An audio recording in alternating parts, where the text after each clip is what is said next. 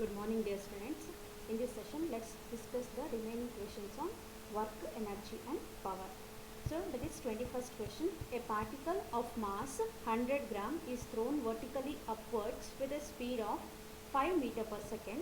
The work done by the force of gravity during the time the particle goes up is. So, option A minus 0.5 joule, option B minus 1.25 joule, option C 1.25 joule, option D 0.5 joule. So, the option B the right answer. The height traversed by a particle while going up is. So, h is equal to u square by 2g ಆಗುತ್ತೆ. That is equal to u ಕೊಟ್ಟಿದ್ದಾರೆ ನಮಗೆ ಇಲ್ಲಿ 5 meter per second ಕೊಟ್ಟಿದ್ದಾರೆ. So, 5 meter per second ಅಂದರೆ u square ಅಂದರೆ 25 ಆಯಿತು. That divided by 2 into g. As you know that g is equal to 9.8. So, ಇದು calculate ಮಾಡಿದಾಗ ನಮಗೆ next the force of gravity is equal to mg. Force of gravity mg is opposite to the displacement ಅಲ್ವಾ, ಮೇಲ್ಗಡೆ ಏನು ಮಾಡ್ತಿದೆ upwards, it is going upwards. So the work done by the force of gravity is given by w is equal to minus m into g into h. So h ನ calculator ಮಾಡ್ಕೊಳ್ಳಿ, ಇಲ್ಲಾಂದರೆ ಇಲ್ಲಿ ಅದನ್ನು ಡೈರೆಕ್ಟಾಗಿ ಕ್ಯಾಲ್ಕುಲೇಷನ್ ಮಾಡ್ಕೊಳ್ಳೋಣ.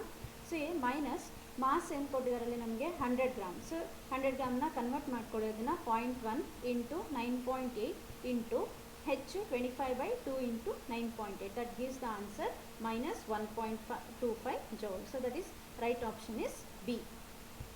Next, two identical mass m moving with velocity u1 and u2 collide perfectly inelastically. So inelastically ಆಗಿ ಏನಾಗ್ತದೆ, collision ಆಗ್ತದೆ. The loss in energy is. So energy loss ಆಗಿರೋದು ಎಷ್ಟು ಅಂತ ಹೇಳಿಬಿಟ್ಟು ನಾವು calculate ಮಾಡಬೇಕಲ್ಲಿ.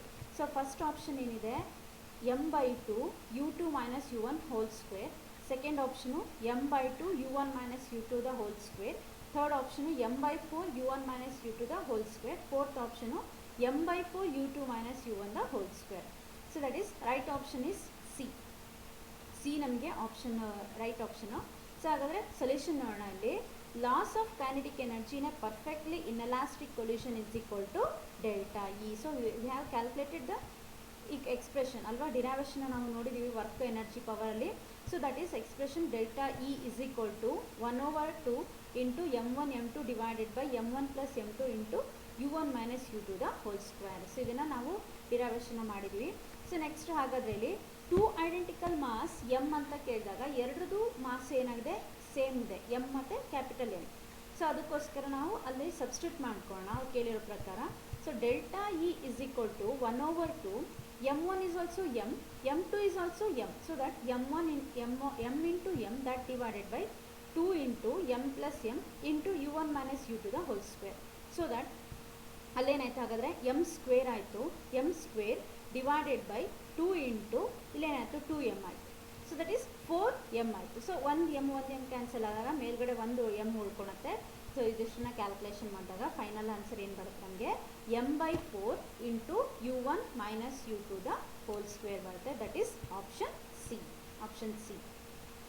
Next, in the non-relativistic regime, if the momentum is increased by 100%, the percentage increase in kinetic energy is.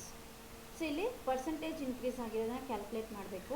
So ಇಲ್ಲಿ error ಕ್ಯಾಲ್ಕುಲೇಷನಲ್ಲಿ ನಾವು ನೋಡಿದ್ವಿ ಅಲ್ವಾ, ಯೂನಿಟ್ಸ್ ಆ್ಯಂಡ್ ಮೆಷರ್ಮೆಂಟ್ಸ್ಲಿ ಎರರ್ ಕ್ಯಾಲ್ಕುಲೇಷನ್ನ ನೋಡಿದ್ವಿ. ಅದೇ ಥರ ಇಲ್ಲಿ ಪರ್ಸೆಂಟೇಜ್ ಎರರ್ನ ಇಲ್ಲೂ ಕೂಡ ಕ್ಯಾಲ್ಕುಲೇಟ್ ಮಾಡಲಿಕ್ಕೆ ಕೇಳಿರೋಂಥ ಒಂದು question. Option C is the right answer. That is 300% ಬರಬೇಕು. Let see the solution. We know that kinetic energy is equal to p square by 2m.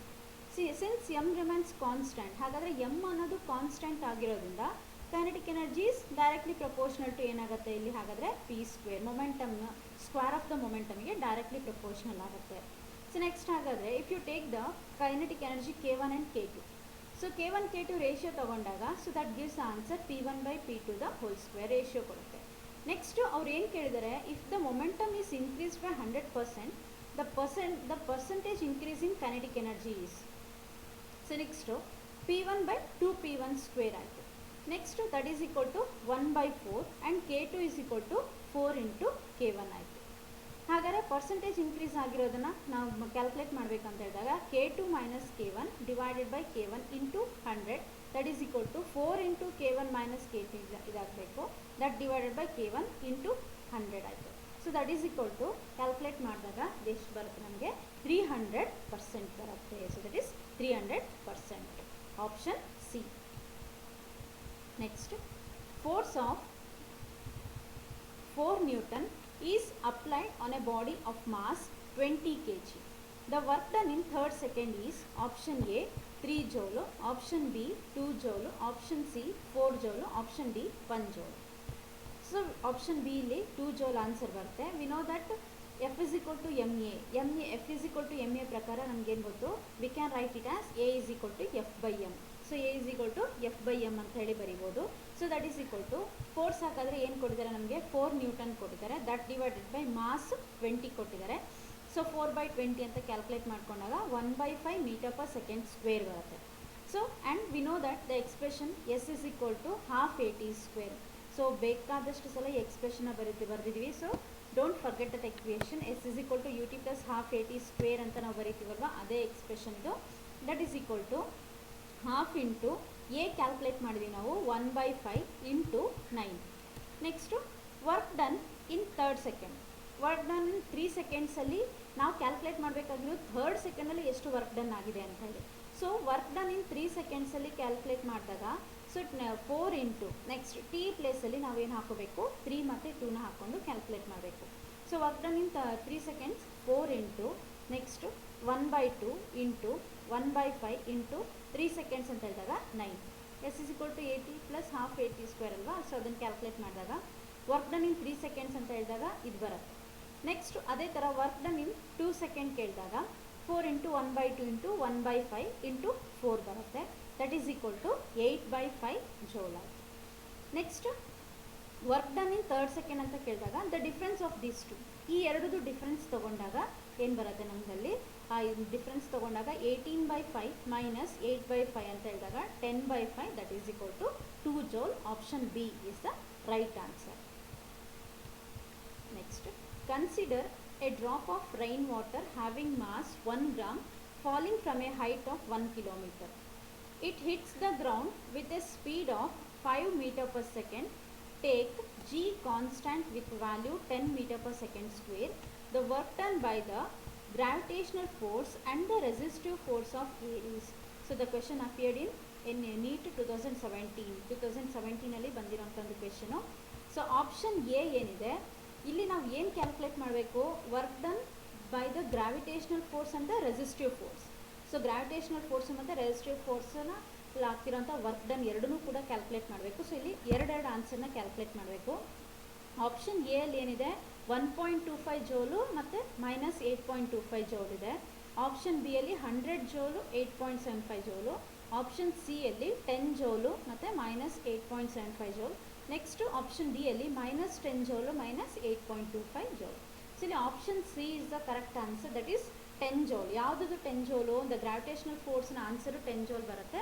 And resistive ಫೋರ್ಸ್ನ resistive ಫೋರ್ಸಲ್ಲಿರೋಂಥ ಒಂದು ವರ್ಕ್ ಡನ್ ಆದಾಗ ಎಷ್ಟು ಬರುತ್ತೆ ನಮಗೆ, minus 8.75 ಜೋಲ್ ಬರುತ್ತೆ.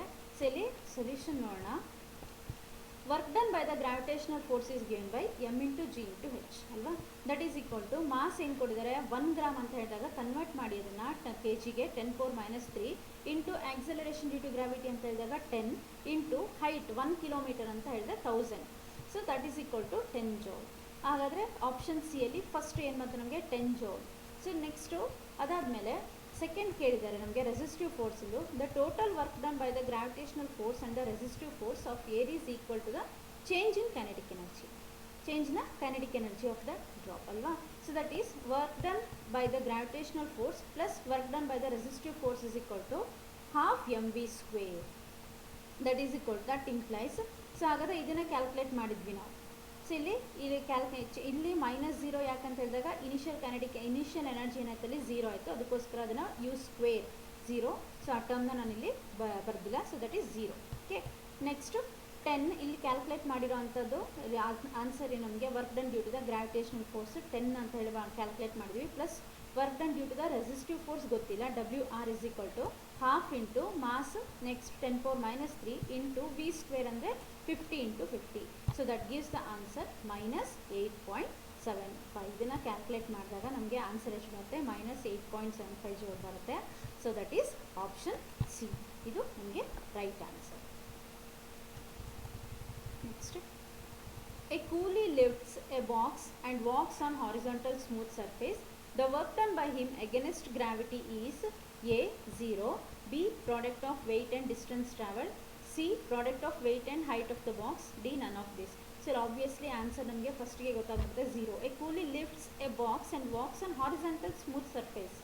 Horizontal smooth surface ಅಂತ ಹೇಳಿದಾಗ ಅಲ್ಲೇನಾಯಿತು, angle between that two is 90 degree ಆಯಿತು. ಸೊ ಪರ್ಪೆಂಡಿಕ್ಯುಲರ್ ಅಂತ ಹೇಳಿದಾಗ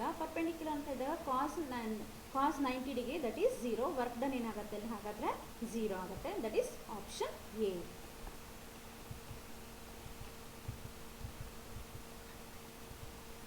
next, a machine which is 75% efficient uses 12 joule of energy lifting up a 1 kg mass through a certain distance. The mass is then allowed to fall through that distance. What will be its velocity at end of the fall? So a machine which is 75% efficiency ಎಷ್ಟು ಕೊಟ್ಟಿದ್ದಾರೆ, 75% efficiency ಕೊಟ್ಟಿದ್ದಾರೆ. Use of 12 joule of energy, 1 kg ಮಾಸನ್ನ ಅದು lift ಮಾಡಬೇಕಾದ್ರೆ ಆ machine 12 joule of ಎನರ್ಜಿನ use ಮಾಡ್ಕೊಳ್ತಾ ಇದೆ. ಅದರ efficiency ಹಾಗಾದ್ರೆ ಎಷ್ಟು, 75% ಮಾತ್ರ ವರ್ಕ್ ಮಾಡ್ತಾ ಇದೆ, ಅಷ್ಟೇ ಎಫಿಷಿಯನ್ಸಿ ಇದೆ ಅಂತ ಅರ್ಥ. Next, to a certain distance, ಎಷ್ಟು ಆ ಡಿಸ್ಟೆನ್ಸ್ ಎಷ್ಟು ಇಷ್ಟು ಒಂದು ಸ್ವಲ್ಪ ಮೂವ್ ಆಯಿತು. The mass is then allowed to fall through that distance. So ಆ ಒಂದು ಮಾಸ್ ಏನು 1 kg ಮಾಸ್ ಇದೆ ಅದನ್ನು ಸಮ್ ಡಿಸ್ಟೆನ್ಸಿಗೆ ಏನು ಮಾಡಲಿಕ್ಕಾಯಿತು, ವಾಪಸ್ ಬೀಳೋಂಗಾಯಿತು. ಅಲೌಡ್ ಟು ಫಾಲ್, ವಾಪಸ್ ತರಂಗಾಯಿತು. What will be its velocity at the end of the fall. ಹಾಗಾದರೆ ಅದು ವಾಪಸ್ ಬರಬೇಕಾದ್ರೆ ವೆಲಾಸಿಟಿ ಏನಿರುತ್ತೆ ಅನ್ನೋದನ್ನು ಕ್ಯಾಲ್ಕುಲೇಟ್ ಮಾಡಬೇಕು. ಆಪ್ಷನ್ ಎ ಏನಿದೆ √24 ಮೀಟರ್ ಪರ್ ಸೆಕೆಂಡ್ ಇದೆ. Option B √32 metre per second. Option C 18 metre per second. Option D 19 metre per second ಇದೆ. ಸೊ ಇಲ್ಲಿ ಆಪ್ಷನ್ ಸಿ ನಮಗೆ ಆನ್ಸರ್ ಆಗುತ್ತೆ 18 ಮೀಟರ್ ಪರ್ ಸೆಕೆಂಡು. ಸೊ ಇಲ್ಲಿ ಸೊಲ್ಯೂಷನ್ ನೋಡೋಣ. Work done is equal to 75/100 of 12, ಅಂದರೆ 75% of the ಏನು ಎನರ್ಜಿನ use ಮಾಡ್ಕೊಳ್ತೀವಿ ಅಂತ ಹೇಳಿದಾಗ ಸೊ ಅದನ್ನು ಕ್ಯಾಲ್ಕುಲೇಟ್ ಮಾಡಿದ್ರೆ that gives 9 joule. Next half mv² is equal to ನಮ್ಗೆ ಹಾಗಾದರೆ 9 ಬಂತು. ಇಲ್ಲಿ half work done is equal to kinetic energy ಆಯಿತು. Half mv² is equal to ಏನಾಯ್ತು ಅಲ್ಲಿ 9 ಆಯಿತು. So that v is equal to √2 × 9 that divided by ಇಲ್ಲೇನಾಯಿತು next one that is equal to √18 ಆಗುತ್ತೆ. So that is √18 metre per second. So ಇದನ್ನು calculate ಮಾಡಿಕೊಂಡಾಗ ಎಷ್ಟು ಬರುತ್ತೆ. Okay, option C. Next, a ship of mass 3 × 10⁷ kg at rest is pulled by a force of 5 × 10⁴ Newton through a distance of 3 meter. Neglecting water resistance, the speed of the ship is. So speed of the ship na calculate ಮಾಡಬೇಕಪ್ಪ, ವೆಲಾಸಿಟಿನ calculate ಮಾಡಬೇಕಿಲ್ಲಿ. So option C ಆಗುತ್ತೆ 0.1 metre per second. ಹಾಗಾದರೆ kinetic energy is equal to work done. Yes, kinetic energy is equal to work done. So work done is equal to F × S. So F × S ಅಂತ ನಾವು ಬರೆಯೋದು ಇಲ್ಲಿ X ಅಂತ ತೊಗೊಂಡಿದ್ದೀವಿ ಅಷ್ಟೇ. You can take it as S also. Work done is equal to F × X. Then kinetic energy half mv² is equal to F × X ಆಯಿತು. So that implies V is equal to expression ಏನು ಬರುತ್ತೆ, √2 × F × X that divided by M ಆಗುತ್ತೆ. So ಇಷ್ಟು on substitution ಎಲ್ಲ substitute ಮಾಡ್ಕೊಂಡು ಆದಮೇಲೆ ಇಲ್ಲೇನು ನಮಗೆ ರೈಟ್ ಆನ್ಸರ್ ಏನು ಬರುತ್ತೆ, 0.1 ಮೀಟರ್ ಪರ್ ಸೆಕೆಂಡ್ ಬರುತ್ತೆ. That is option C. Option C is the right answer. Next, the energy required to accelerate a car from 10 meter per second to 20 meter per second compared with that required to accelerate from 0 to 10 meter per second in the same interval of time overcoming same resistance is. So ಇಲ್ಲಿ ಒಂದು car 10 metre per ಸೆಕೆಂಡಿಂದ 20 metre per ಸೆಕೆಂಡಿಗೆ ಏನಾಗ್ತಿದೆ ಅಲ್ಲಿ accelerate ಆಗ್ತಾ ಇದೆ. Accelerate ಆದಾಗ some energy ಕೊಟ್ಟಿದ್ದಾರೆ. ಸೊ ಅದನ್ನು ಮತ್ತೆ 0 to 10 ಮೀಟರ್ ಪರ್ ಸೆಕೆಂಡ್ ಆ ಕಾರ್ ಆಕ್ಸಿಲರೇಟ್ ಆದಾಗ ಆ ಎನರ್ಜಿ ಜೊತೆ ಕಂಪೇರ್ ಮಾಡಿದರೆ ಇನ್ the same interval time. So ಹಾಗಾದರೆ ಆ ಎರಡರಲ್ಲೂ ಕೂಡ ಸೇಮ್ ಇಂಟರ್ವಲ್ ಟೈಮಲ್ಲಿ ಬಟ್ ವೆಲಾಸಿಟಿ ಏನಾಗಿದೆ 10 to 20, 0 to 10 ಅದರದ್ದು ರೇಷಿಯೋನ ನಾವು ಕ್ಯಾಲ್ಕುಲೇಟ್ ಮಾಡಬೇಕಾಗುತ್ತೆ. ಏನು ವರ್ಕ್ ಡನ್ ಹೇಗಾಗುತ್ತೆ ಅಂತ ಹೇಳಿಬಿಟ್ಟು. So that is equal to work done. Option C is the right answer. ಇಲ್ಲಿ 3 times ಆಗುತ್ತೆ. ಸೊ ಹಾಗಾದರೆ first work done is equal to half mv² - v1² that half mv² - v1². So ಇಲ್ಲಿ ನಾನು ಡೈರೆಕ್ಟಾಗಿ expression ratio ತೊಗೊಂಡಿದ್ದೀನಿ. So first ಬೇಕಾದರೆ ನೀವು ಇಷ್ಟು ಬರೆಯೋದು ಬೇಡ. ಸೊ ಜಸ್ಟ್ ಏನು ಮಾಡಬೇಕು, ಡೈರೆಕ್ಟಾಗಿ ತೊಗೊಳ್ಬೇಕು ಇದನ್ನು. So W1 is equal to 1/2 half mv2 minus v1 square, W2 is equal to half v2 square minus v1 square. So substitution ಮಾಡ್ಕೊಂಡಾಗ ಫಸ್ಟು 10 ಇಂದ 20 ಅಂತ ಹೇಳಿದಾಗ 20 square minus 10 square that divided by 10 square minus 0 that is equal to 400 minus 100 ಆಯಿತು. 400 minus 100 300 that divided by 10 square ಅಂತ ಹೇಳಿದಾಗ 100 ಆಗುತ್ತೆ. that is equal to 3 ಆಯಿತು. So that is 3 times ಅಂದರೆ 3 times ಅಷ್ಟು ಏನಾಗುತ್ತೆ, ಅದಕ್ಕೆ ಆ ರೆಸಿಸ್ಟೆನ್ಸ್ ಎಷ್ಟು ನಮಗೆ ವರ್ಕ್ ಡನ್ನು ಜಾಸ್ತಿ ಆಗಬೇಕು, 3 times ಅಷ್ಟು ಜಾಸ್ತಿ ಆಗುತ್ತೆ ಅಂತ. Okay, next, A body is dropped from A certain height. At the instant it loses potential energy. It acquires a velocity v. The mass of the body is. A body is dropped from a certain height. So in the certain height in the body na ಏನು ಮಾಡಿದೆ, ಒಂದು object ನ ಬಿಟ್ಟಿದ್ದಾರೆ. ಅದು ಏನಾಗ್ತು ಇಲ್ಲಿ at the time instant it loses potential ಅಲ್ವಾ. Kinetic energy acquire ಮಾಡ್ಕೊಳ್ತು ಅಂತ ಹೇಳಿದಾಗ ಪೊಟೆನ್ಷಿಯಲ್ ಎನರ್ಜಿ ಹೋಗುತ್ತೆ.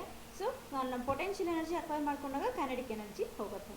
ಸೊ ಹಾಗಾದರೆ ಮಾಸ್ ಆಫ್ ದ ಬಾಡಿನ ಕ್ಯಾಲ್ಕುಲೇಟ್ ಮಾಡಬೇಕು.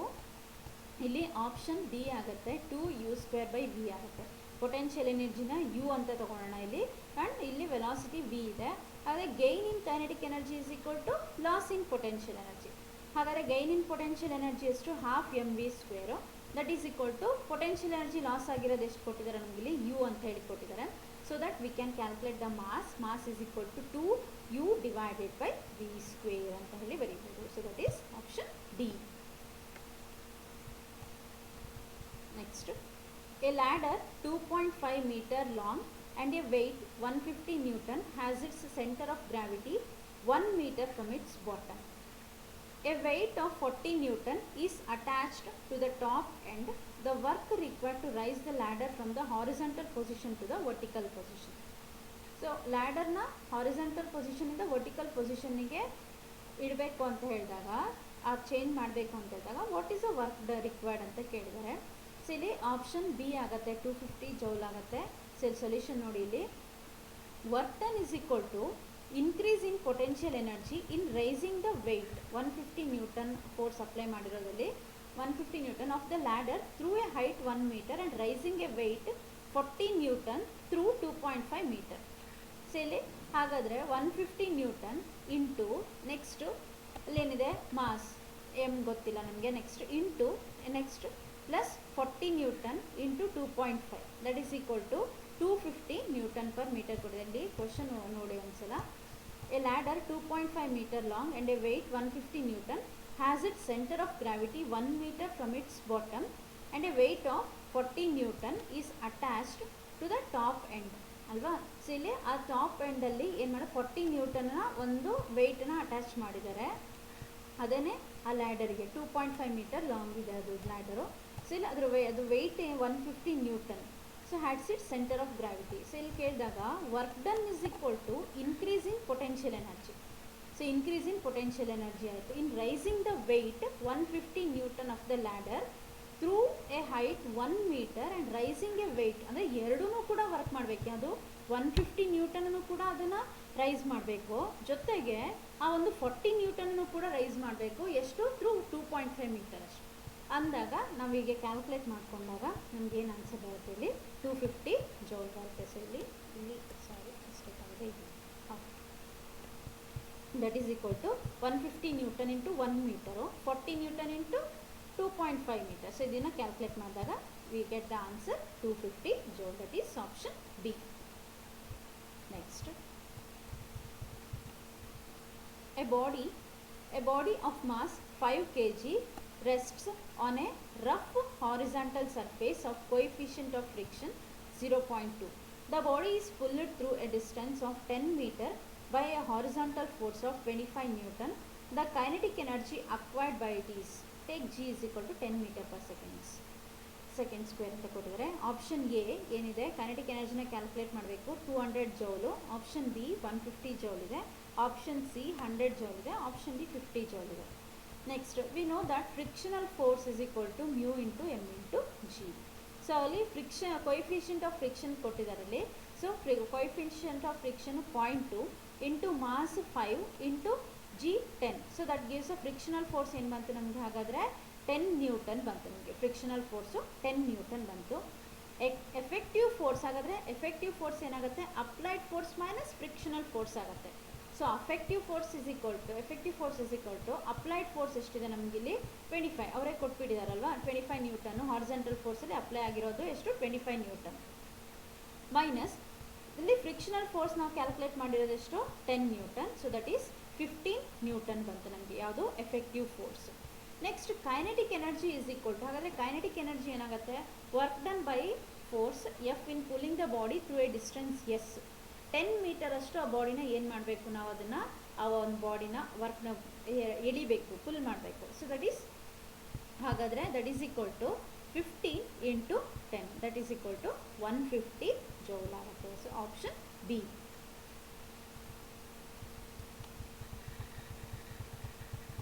Next, a rain drop of radius R falls from a certain height h above the ground, the work done by the gravitational force is proportional to. So r option A ಏನಿದೆ R ಇದೆ, option B ಏನಿದೆ R square ಇದೆ, option C ಏನಿದೆ R cube ಇದೆ, option D R power 4 ಇದೆ. So ಇಲ್ಲಿ option C R cube ಆಗುತ್ತೆ. Mass of the drop, so mass is equal to volume into density, ಯಾಕಂದರೆ density is equal to mass by volume ಅಂತ ಹೇಳಿ ಬರೀತೀವಿ. So ಹಾಗಾದರೆ mass can be written as volume into density. So ಹಾಗಾದರೆ volume into density ಅಂತ ಹೇಳಿದಾಗ volume rain drop it's a spherical ಅಲ್ವಾ, spherical ಅಂತ ಹೇಳಿದಾಗ ಸೊ ವಾಲ್ಯೂಮ್ ಏನಾಗುತ್ತೆ 4/3 ಪೈ ಆರ್ ಕ್ಯೂಬ್ ಆಗುತ್ತೆ ಇಂಟು ಡೆನ್ಸಿಟಿ ಅಂತ ಹೇಳಿದಾಗ ನಾವು ರೋ ಅಂತ ಹೇಳಿ ತಗೊಳ್ತೀವಿ. So work done by the gravitational force is given by W is equal to M into G into H. So ಹಾಗಾದರೆ ಎಮ್ ಏನು ಕ್ಯಾಲ್ಕುಲೇಟ್ ಮಾಡಿದ್ವಿ ನಾವು 4/3 pi R cube into rho ಬರ್ಕೊಂಡಿದ್ದೀವಿ ಆ್ಯಂಡ್ ಜಿ ಇಲ್ಲಿ ಜಿ ಜೊತೆಗೆ ಹೆಚ್. ಹಾಗಾದರೆ ಇವೆಲ್ಲ ನಮಗೇನು ಅಲ್ಲಿ ಅವ್ರು ಕೇಳಿರೋದು ಯಾವುದು, ಬರೀ ಆರ್ ಮಾತ್ರ ಹೇಗೆ ಪ್ರಪೋರ್ಷನಲ್ ಆಗಿರುತ್ತೆ ಅಂತ ಕೇಳಿದೆ. Work done by the gravitational force is proportional to. ಹಾಗಾದರೆ ವರ್ಕ್ ಡನ್ ಯಾವ್ದು ಪ್ರಪೋರ್ಷನಲ್ ಆಗುತ್ತೆ, ಯಾಕಂದರೆ density that is constant and g ಅನ್ನೋದು ಕೂಡ ಕಾನ್ಸ್ಟೆಂಟು ಆ್ಯಂಡ್ ಹೆಚ್ ಅನ್ನೋದು ಕೂಡ ನಾವಲ್ಲಿ ಕಾನ್ಸ್ಟೆಂಟ್ ತೊಗೊಂಡಾಗ so it mainly depends upon the ಏನಿಲ್ಲ ನಿಮಗೆ ರೇಡಿಯಸ್ ಆರ್ ಮೇಲೆ ಡಿಪೆಂಡ್ ಆಗುತ್ತೆ. ಹಾಗಾದರೆ ಆರು ಯಾವುದು ಹೇಗೆ ಪ್ರಪೋರ್ಷನಲ್ ಆಗಿದೆ, W work done is directly proportional to the cube of the radius ಅಂತ ಹೇಳಿದ್ವಿ. So that is option C. Next, a particle of mass m is moving in a circular path of a constant radius r such that its centripetal acceleration AC is varying with a time t as AC is equal to k square r t square, where k is a constant. The power delivered to the particle by the force acting on it is. So option A ಏನಿದೆ 2 pi m k square r square t ಇದೆ. Option B ಏನಿದೆ m k square r square t ಇದೆ. Option C ಏನಿದೆ m k power 4 r square t power 5 divided by 3 ಇದೆ. Next option D 0. So ಇಲ್ಲಿ ಒಂದು ಎಕ್ಸ್ಪ್ರೆಷನ್ನ ಕೊಟ್ಟಿದ್ದಾರೆ ಸೆಂಟ್ರಿಪಿಟಲ್ ಆಕ್ಸಲರೇಷನ್ಗೆ. So A C is equal to K square R T square ಇದೆ. Option B is the right answer. Solution ನೋಡೋಣ ಇಲ್ಲಿ. ಹಾಗಾದರೆ ಸೆಂಟ್ರಿಪಿಟಲ್ ಆಕ್ಸಲರೇಷನ್ಗೆ ಒಂದು ಎಕ್ಸ್ಪ್ರೆಷನ್ ಕೊಟ್ಟಿದ್ದಾರೆ, but we know that centripetal acceleration is equal to V square by R.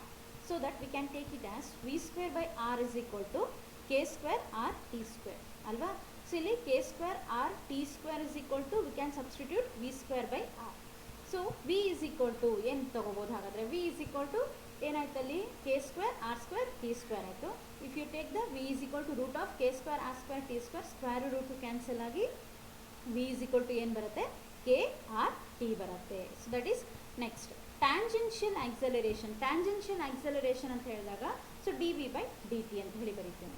So tangential acceleration ಅಂತ ಹೇಳಿದಾಗ d V by D t ಅಂತ ಬರೀತೀವಿ. ಸೊ ದಟ್ ಅದನ್ನು ನಾವು ಡಿಫ್ರೆನ್ಷಿಯೇಟ್ ಮಾಡಿದಾಗ ಅಲ್ಲಿ ಏನು ಉಳ್ಕೊಳ್ಳುತ್ತೆ ನಮಗೆ, ಹಾಗಾದರೆ ಇಲ್ಲಿ D V by D T ಮಾಡಿದಾಗ ಜಸ್ಟ್ ಕೆ ಆರ್ ಮಾತ್ರ ಉಳ್ಕೊಳುತ್ತೆ.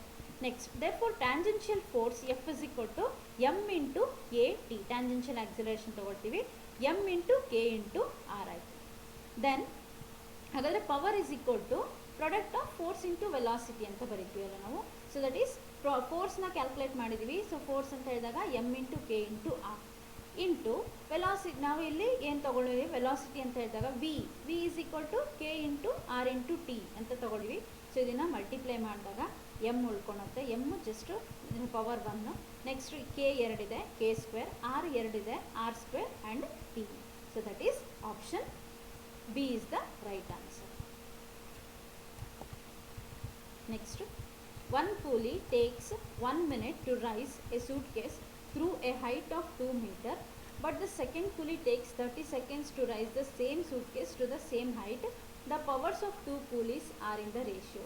ಸೊ ಇಲ್ಲಿ ಡೈರೆಕ್ಟಾಗಿ ಆನ್ಸರ್ನ ಹೇಳ್ಬಿಡ್ಬೋದು. 1:3 ಇದೆ, 2:1 ಇದೆ, 3:1 ಇದೆ, 1:2 ಇದೆ. ಆಪ್ಷನ್ ಡಿ 1:2 ಇದೆ. ಯಾಕಂದರೆ ಇಲ್ಲಿ ಇಷ್ಟು ಮಾಡೋ ನೆಸೆಸಿಟಿನೇ ಇಲ್ಲ, ಸೊಲ್ಯೂಷನ್ ಬರೆಯೋ ನೆಸೆಸಿಟಿನೇ ಇಲ್ಲ. 1 coolie takes 1 minute to raise the suitcase of height 2 metre. Same height same ಸೂಟ್ ಕೇಸ್ನ ಇನ್ನೊಬ್ಬನು 30 ಸೆಕೆಂಡಲ್ಲಿ ರೈಸ್ ಮಾಡ್ತಿದ್ದಾನೆ ಅಂತ ಹೇಳಿದಾಗ ಅದು ರೇಷಿಯೋ ಏನಾಗುತ್ತೆ, ದಟ್ ಈಸ್ 1:2 ಆಗುತ್ತೆ. ಬಟ್ ಇಲ್ಲಿ ಸೊಲ್ಯೂಷನ್ ನೋಡೋಣ. ಇಲ್ಲಿ power is equal to work done by time ಆಯಿತು. So work done by time, therefore work done is same in the same cases ಅಂತ ಹೇಳಿದಾಗ mgh. ದೇರ್ಫೋರ್ P1/P2 ರೇಷಿಯೋ ತಗೊಂಡಾಗ next ಏನಾಗುತ್ತೆ, T2 by T1 ಆಗುತ್ತೆ. ಯಾಕಂದರೆ work done power is equal to rate at which work done ಅಂತ ಕೇಳಿದಾಗ P1 is equal to mgh/T1 ಆಗುತ್ತೆ. P2 is equal to mgh/T2 ಆಗುತ್ತೆ. So that T2 goes to numerator and T1 comes to denominator. That is equal to T2 ತೊಗೊಳೋ time ಇಷ್ಟು 30 seconds, T1 ಅಂತ ತೊಗೊಳೋದು 1 minute. So 30 seconds that divided by convert ಮಾಡಿ ಅಲ್ಲಿ 60 seconds, that is equal to 1/2 ಆಗುತ್ತೆ. So confusion ಬೇಡ. 2:1 ಕೂಡ ಕೊಟ್ಟಿರ್ತಾರೆ, 1:2 ಕೊಟ್ಟಿರ್ತಾರೆ. ಪವರ್ ಕೇಳಿರೋದ್ರಿಂದ ಏನಾಗುತ್ತೆ ಅಲ್ಲಿ ಉಲ್ಟಾ ಆಗುತ್ತೆ. Okay, that is option D 1:2. Next, kinetic energy of a body increased by 0.1%. The present increase in its momentum will be. So kinetic energy ಮತ್ತು ಮೊಮೆಂಟಮ್ಗೆ ನಿಮ್ಗೆ ಗೊತ್ತಿದೆ ಆಲ್ರೆಡಿ, p²/2m. ಇಲ್ಲಿ ಆಪ್ಷನ್ಗಳು ನೋಡೋಣ. 0.05%, option B 0.1%, option C 1%, option D 10%. So kinetic ಎನರ್ಜಿಗೆ p²/2m ಅಂತ ಹೇಳಿ ಬರ್ಕೊಳ್ತೀವಿ. ಹಾಗಾದರೆ ಇಲ್ಲಿ ಎರರ್ ಕ್ಯಾಲ್ಕುಲೇಷನಲ್ಲಿ ನಾವು ಮಾಡಿದ್ವಲ್ಲ, ಅದೇ ಥರ ಇಲ್ಲಿ ಬರ್ಕೊಳ್ಳೋಣ. ಇಲ್ಲಿ next 2 into delta p/p is equal to delta e/e ಆಗುತ್ತೆ. ಯಾಕಂದ್ರೆ ಸಿನ್ಸ್ ಎಮ್ ಇಸ್ ಕಾನ್ಸ್ಟೆಂಟ್ ಅಂದಾಗ, ಸೊ ಹಾಗಾದರೆ ಡೆಲ್ಟಾ e/e ಏನು ಬರುತ್ತೆ, ಇದು ಬರ್ಕೊಂಡಾಗ delta p/p into 100 is equal to 1/2 into delta e/e. ಇದನ್ನು ಈ ಕಡೆ ತೊಗೊಂಡಿರೋದಷ್ಟೇ, 1/2ನ ಈ ಕಡೆ ತೊಗೊಂಡಿರೋದಷ್ಟೇ. 1/2 into delta e/e into 100, that is equal to 1/2 into 0.1%, that is equal to 0.1ನ ಹಾಫ್ ಎಷ್ಟಾಗುತ್ತೆ, 0.05 ಆಗುತ್ತೆ, 0.05%.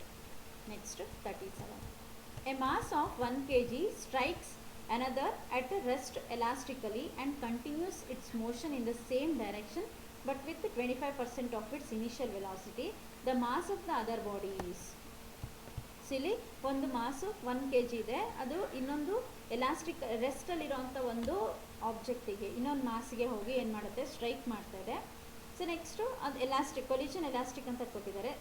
But it's motion in the same direction with 25% of it's initial velocity. ಹಾಗಾದರೆ ಮಾಸ್ ಎಷ್ಟು ಅಂತ ಹೇಳಿ ಕ್ಯಾಲ್ಕುಲೇಟ್ ಮಾಡಬೇಕು. ಆಪ್ಷನ್ ಎ ಏನಿದೆ 0.1 kg ಇದೆ, ಆಪ್ಷನ್ ಬಿ ಏನಿದೆ 6 kg, option C 1 kg, option D 0.6 kg ಇದೆ. ಸೊ ಇಲ್ಲಿ ಆಪ್ಷನ್ ಡಿ 0.6 kg ಆಗುತ್ತೆ. ಆ್ಯಂಡ್ V1 ಇದನ್ನು ಎಲಾಸ್ಟಿಕ್ ಕೊಲ್ಯೂಷನ್ಸು ಇನ್ಎಲಾಸ್ಟಿಕ್ ಕೊಲ್ಯೂಷನ್ಸಲ್ಲಿ ನಾವು ಡಿರೈವೇಷನ್ ಮಾಡಿರ್ತೀವಿ.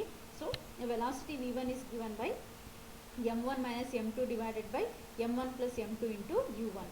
ಸೊ ಹಾಗಾದರೆ ಇಲ್ಲಿ ಅವರು 25% ಆಫ್ ಇಟ್ಸ್ ಇನಿಷಿಯಲ್ ವೆಲಾಸಿಟಿ ಅಂತ ಕೇಳಿದಾಗ V1ಗೆ ಏನು ತೊಗೊಂಡಿರ್ಬೇಕು, ಇಲ್ಲಿ u1/4, that is equal to mass of 1 kg ಅಂತ ಹೇಳಿದಾಗ 1 ಮೈನಸ್ ಇನಿಷಿಯಲ್ m1ನ mass 1 kg minus m2 that divided by 1 plus m2 into u1 ಆಗುತ್ತೆ.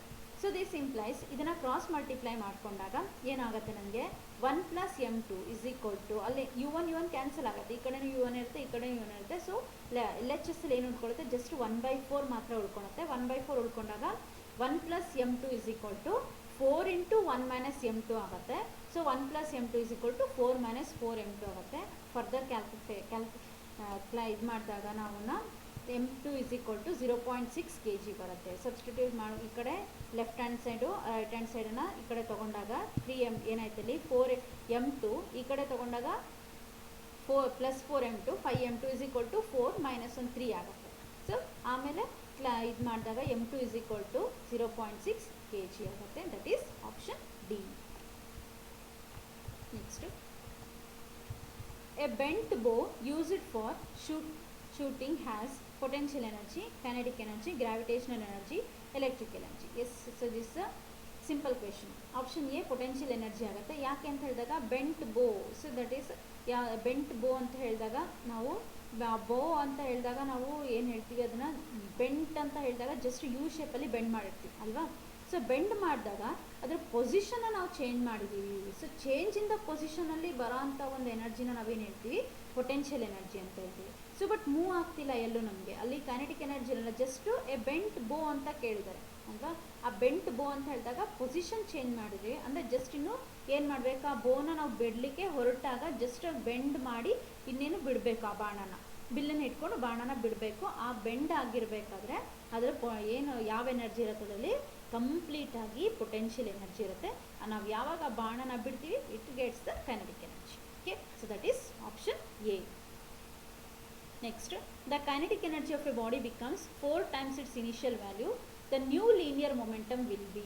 So again, option A ಏನಿದೆ, twice the initial value. Option B, same as the initial value.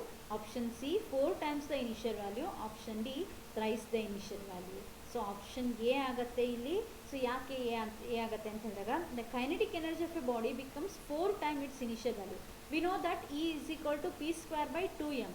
Since M is constant, ಅಲ್ಲಿ ಹಾಗಾದರೆ ನಾವು ಡೈರೆಕ್ಟಾಗಿ ಏನು calculate ಮಾಡಬೇಕು, ನಮಗೆ E = p² ಅಂದಾಗ E2 ತೊಗೊಂಡಾಗ that is directly proportional to P2, E1 ತೊಗೊಂಡಾಗ that is directly proportional to P1 ಆಗುತ್ತೆ. So that if you take the ratio E2/E1 that is = P2² ಆಗುತ್ತೆ. So that is 4 times the initial value ಅಂತ ಕೊಟ್ಟಿದ್ದಾರಲ್ವಾ. So initial value 1 ಇದೆ ಅಂತ ಹೇಳಿದಾಗ final value 4 times ಅಂತ ಕೊಟ್ಟಿದ್ದಾರೆ.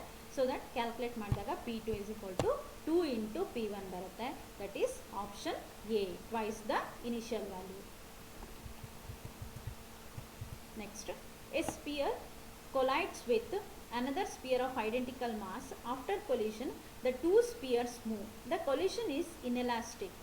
Then the angle between the directions of two spheres is. So angle A, option A 45 degree, option B different from 90 degree, option C 90 degree and option D 0 degree ಅಂತ ಆಗುತ್ತೆ. So ಇಲ್ಲಿ inelastic ಮತ್ತು elastic ಕೊಲಿಷನಲ್ಲಿ ಒಂದು object ಇನ್ನೊಂದು ಆಬ್ಜೆಕ್ಟನ್ನ strike ಮಾಡಿದಾಗ suppose it has a same mass. So same mass ಇದೆ ಅಂತ ಹೇಳಿದಾಗ ಅದೇನಾಗುತ್ತೆ, ಒಂದು ಸೇಮ್ ವೆಲಾಸಿಟಿಯಲ್ಲಿ ಹೋಗಿ ಆ ಕಡೆ ಈ ಕಡೆ ಏನಾಗುತ್ತೆ ಅಲ್ಲಿ ಮೂವ್ ಆಗ್ತಾ ಹೋಗುತ್ತೆ. ಸೊ ಮೂವ್ ಆಗಬೇಕಾದ್ರೆ ಡಿಫ್ರೆಂಟ್ ಆ್ಯಂಗಲ್ಸಲ್ಲಿ ಮೂವ್ ಆಗುತ್ತೆ.